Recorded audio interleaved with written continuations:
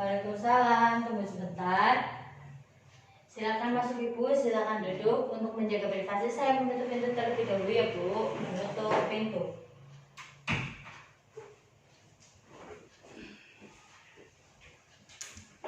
Baiklah Ibu, selamat pagi. Perkenalkan saya Bidan Ninda yang bertugas pada pagi hari ini ya Bu ya.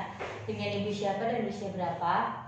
Ibu Isa, nama saya Ibu Isa, umur 30 tahun. Baik Ibu Isa, ada yang bisa saya bantu Ibu?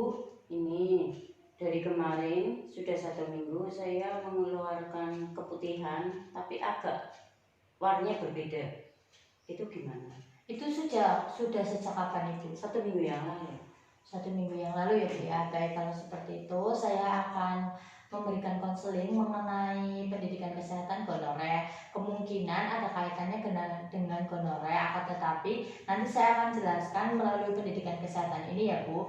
Jadi maksud dan tujuan pendidikan kesehatan gonore ini agar Ibu dapat memahami dan mengerti mengenai apa itu gonore, kemudian penyebabnya, kemudian apa sih tanda dan gejalanya, kemudian bagaimana penata laksanaannya dan lain-lain ya Bu ya. Nah, nanti saya akan menjelaskan melalui pendidikan kesehatan gonore. Sebelumnya apakah Ibu sudah pernah mendapatkan informasi atau sudah pernah mendengar tentang apa itu gonore? Belum. Jadi kalau seperti itu saya akan mulai yang pertama ya Bu ya. Bisa dilihat lembar baliknya. Yang pertama yaitu pengertian gonore merupakan penyakit yang disebabkan oleh bakteri Neisseria gonorrhea yang sering menyerang pada membran mukosa uretra pada laki-laki dan endoservix pada perempuan. Nah, penyakit ini ditularkan melalui kontak seksual. Nah, selanjutnya yaitu penyebab penyakit gonore merupakan disebabkan oleh bakteri Neisseria gonorrhea. Nah, selanjutnya yaitu tanda dan gejala gonore. Tanda dan gejalanya itu ada 2, ada pada laki-laki dan perempuan. Pada laki-laki ini yaitu ada uretra akut, kemudian uretritis akut, kemudian ada disuria disertai rasa panas, kemudian keluarnya cairan bernanah, kemudian frekuensi miksi meningkat, kemudian keluarnya darah, tetesan darah diakhiri miksi. Nah, selanjutnya yaitu ada lubang penis menjadi merah dan bengkak. Nah, pada perempuan ini yaitu keputihan, keluarnya cairan pervagina yang purulenta dan berbau. Kemudian adanya disuria disertai panas, kemudian nyeri bawah abdomen, kemudian frekuensi sering berkemih, kemudian dispareuni, kemudian nyeri tekan pada kelenjar Bartolini. Nah, selanjutnya yaitu ada cara mendiagnosis. Untuk mengetahui diagnosis dari gonore ini bisa dilakukan 3 cara, yaitu yang pertama ada anamnesa. Anamnesa ini terdiri dari gejala penyakitnya, kemudian riwayat kesehatannya dan aktivitas seksualnya, kemudian pemeriksaan fisik. Pemeriksaan fisik ini bisa dilakukan pada laki-laki dan perempuan. Nah, pada laki-laki ini yaitu pemeriksaan muara saluran kemih yang merah, bengkak dan bernanah. Kemudian pada perempuan ini yaitu pada perempuan itu keluarnya keputihan yang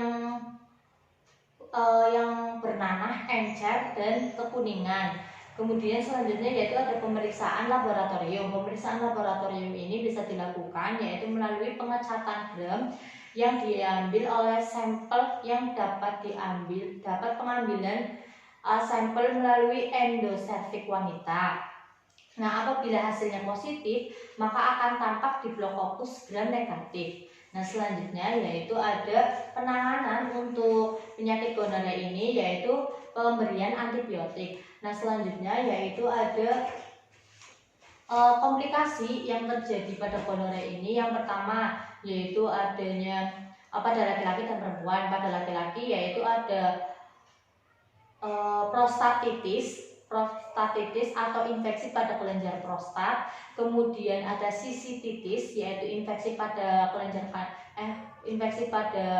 kandung kemih, kemudian ada epididitis yang dapat menyebabkan infertilitas. Nah, selanjutnya yaitu pada perempuan. Pada perempuan ini bisa terjadinya salpingitis, kemudian PID atau radang panggul, kemudian ada parauretritis atau infeksi pada uretra, kemudian ada partolititis yaitu infeksi pada kelenjar Bartholin. Kemudian selanjutnya yaitu ada pencegahan yang dapat dilakukan apabila terjadi gonore, yaitu yang pertama gunakan kondom pada saat akan melakukan hubungan seksual untuk mencegah terjadinya penularan.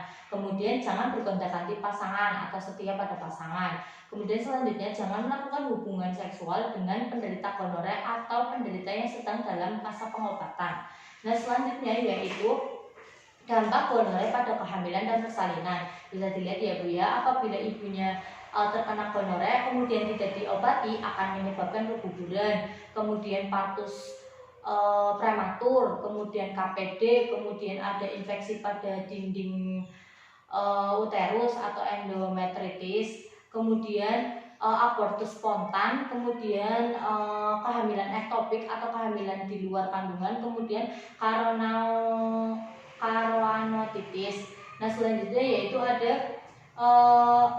gonore itu dapat ditularkan melalui saluran genital yang ditularkan melalui ibu ke bayinya saat persalinan dan dapat menyebabkan oflamia gonococcus neonatalus. Nah sekian dari saya Ibu pendidikan mengenai gonore. Apakah sudah paham Ibu?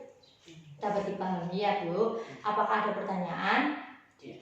Baiklah kalau seperti itu saya akan memberikan pertanyaan pada Ibu ya Bu ya. Tadi penyebab penyakit gonore itu oleh bakteri apa ya Bu ya? Neisseria. Ya, Neisseria gonococcus ya Bu ya. Baiklah. Menurut Ibu tadi penyakit gonore itu seperti apa Ibu? Keluar cairan Iya. yang berwarna kekuningan. Iya. Agak bau. Iya. Oh seperti itu ya Bu. Alhamdulillah ya Bu, Ibu sudah mulai sedikit memahami tentang apa itu gonore. Nanti Ibu ini kan belum tentu ya Bu gejalanya itu gonore. Jadi nanti saya akan memberikan obat sesuai dengan gejala Ibu. Dan nanti apabila obatnya sudah habis dan gejala Ibu sudah sembuh, berarti itu bukan gonore ya Bu ya. Akan tetapi kalau misalnya sudah diberikan obat dan Ibu belum merasa sembuh atau malah semakin parah, Ibu bisa segera melakukan pemeriksaan di Puskesmas bisa atau di rumah sakit ya Bu ya. Nanti bisa dilakukan pemeriksaan lebih lanjut. Sekian pendidikan dari saya, semoga bermanfaat ya Bu. Apabila Ibu butuh informasi lebih lanjut, Ibu bisa datang ke saya atau tenaga kesehatan lainnya. Terima kasih atas waktunya Ibu. Selamat pagi. Mari Ibu saya angkat.